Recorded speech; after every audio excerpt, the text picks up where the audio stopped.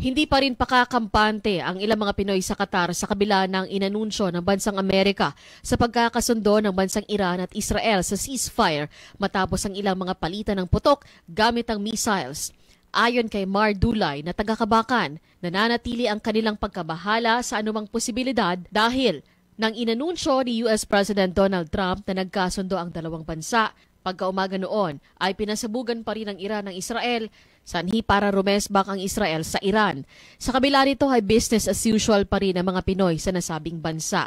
Batay sa anunsyo ng pamahalaan na sinisiguro ng Qatar na ligtas sa mga civilian dahil ang target ng Iran ay ang asset ng bansang US. Dagdag pa ni Dulay na panay contact ang kanyang pamilya sa North Cotabato upang mapawi ang kanilang pangamba. Matatanda ang sinabi ni Shaggy Delfin ng Kidapawan na nasa Israel ngayon na kung may mga missiles na dumating ay may natatanggap silang alert sa kanilang cellphone 30 minutes bago ito makarating sa kanilang airspace kaya nakakatago sila sa mga bunker. Meron ding missile dome ang Israel kaya hindi sumasabog sa lupa o mga gusali ang mga missiles. Pero sa Qatar at iba pang katabing bansa ay wala kaya sila ay mas nababahala. Nabatid na pinasabugan ng missile ng Iran ang military base ng US sa Qatar na isa sa pinakamalaking military base ng Amerika sa Middle East. Ito ay kasunod ng pagpapasabog naman ng US sa nuclear assets ng Iran.